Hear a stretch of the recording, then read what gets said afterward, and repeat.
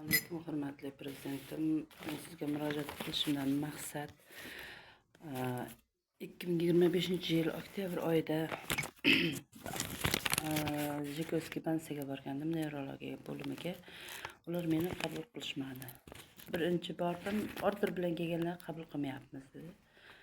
Order berilgandi menga. Keyin tepaga chiqib so'rang dedi. Tepaga chiqib so'radim. Ikkita yigit o'tirgan ekan shifokorlardan. Keyin bittasi yozib berdi, 4-noyabrga keling deb, hop deb ketdim. Keyin 4-noyabrga keldim. Kelsam bir bashorat degan o'tirgan ekan. Keyin uni muomalasidan norozi bo'ldim, chunki men nimaga men nevrologiya bo'limi olmayapti deb so'rasam, hozir so'rayman dedi. Gulshat akaga telefon qilib, u shunaqa dedi. Men bitta kasal kelib boshim qotirib janjal qilyapti dedi. Men hech qanaqa janjal qilmadim, men so'radim faqat. Keyin Gulshada keldi. Kelgandan keyin men so'radim. 10-noyabrga kelasiz deb yozib berdi. Ketdim men. O'sha bashoratning xatti-harakatidan norozi bo'lib, portalga chiqqandim, prezident portaliga. Keyin gaplashdim, yozdim. Keyin 10-da keldim. 10-da kelsam, Gulshada keldi, kutib turdim. Keyin koridorda kela-kela keldim, 10-ga kelgandingiz desam, sen portalga chiqqaning uchun hayotda olmayman, qayerga borsang bor, hech kim hech narsa qila olmaydi dedi. Osmon qo'lda bizni tashlab yuborsin dedi. Shunchalik doktorlar bu o'zini uyib qolishi kerak emas. Keyin yana bir gap, uni haqqi yo'q menga uyi yo'q deb yozib berishga. Yana временный пропискam tagiga yozib berdi. Временный пропискam borib dokumentlar ko'rdi. Ko'rdagan временный пропискam даже o'qimadi. Tagiga uy yo'q deb yozib berdi. Keyin men aytdim, mana bu временный прописка bo'ladi dedim. Keyin ko'rdidagan o'zi anaqa bo'lib qoldi, jim bo'lib qoldi. O'shani ko'rib, keyin men ketdim. Keyin ham pastga anaqa qildi. Yana bir kun chaqirdi, borsam pastga anaqaga tushing dedi. O'zim taydagi nimaga tushing dedi.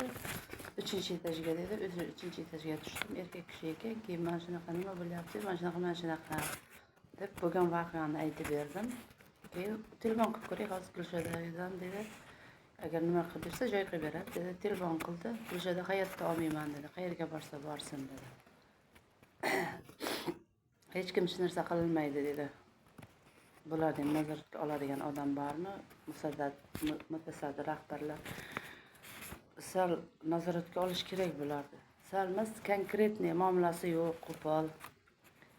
Keyin Sog'liqni saqlash vazirligiga bordim. U yoqqa borsam, u yoqdagilar ham telefon qildi. Telefon qilsa, 2 kunda javobini aytamiz dedi. 2 kun kutdim. 2 kunda ham javobi yo'q. Chaqiramiz deyishgandi 2 kunda yotqizishga. Keyin yo'q, javob yo'q. 2 kunda ham chaqirmadi. Keyin Sog'liqni saqlash vazirligiga telefon qildim. Yo'q, telefon ishlamadi. Keyin bular chaqirishdi, yana bordim. Portalga yopishimiz kerak dedi. O'sha nima qilish kerak? Yo'q, mana disklarni chiqartirib olganman, suhbatni yozib oldim. U sen suhbatni syomka qilishga haqqing yo'q dedi. Ochiqlik va shaffoflik prezidentimizning nimasi bor o'zing uchun kameraga olib nima qilishga haqqim bor. O'zim uchun dokazat bo'lishi uchun.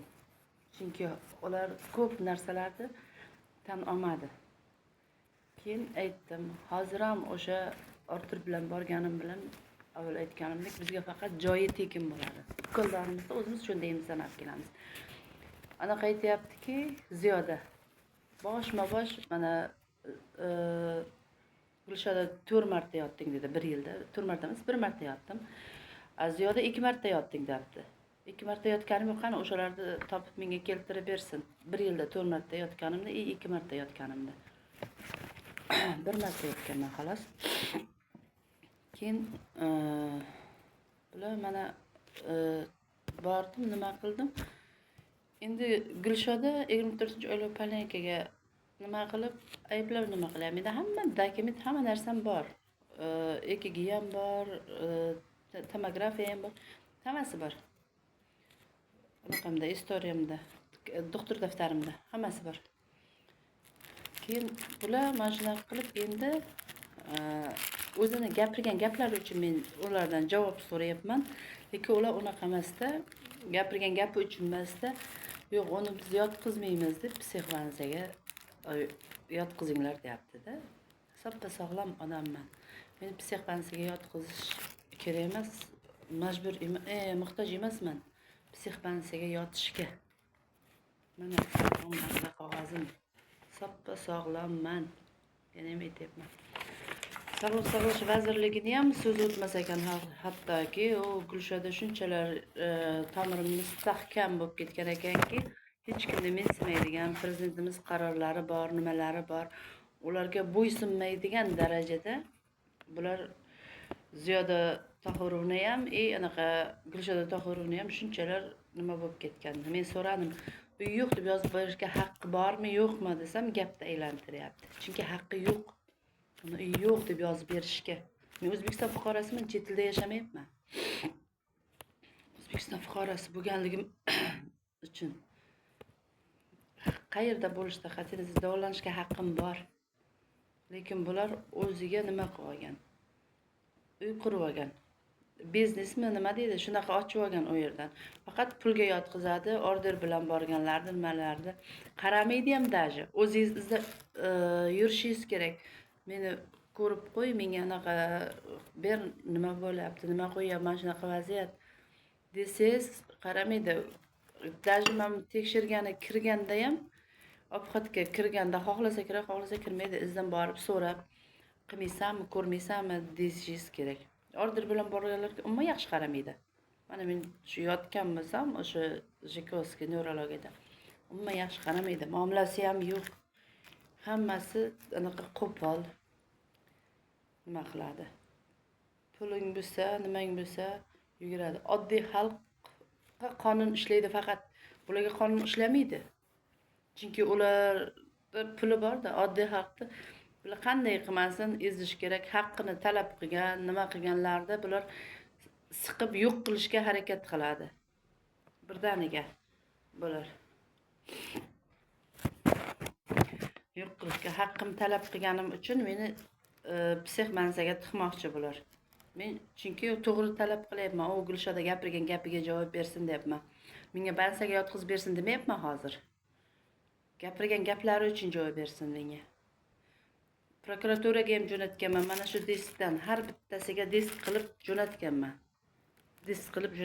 Mana shu ko'rsin deb.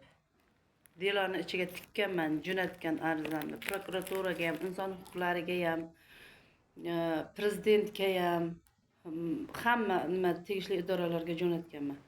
Sog'liq saqlash vazirligiga ham. Buni ko'rib chiqilib nima qilish kerak? Gulshodaga chora ko'rish kerak. Qonun bo'yicha qattiq chora ko'rilishi kerak.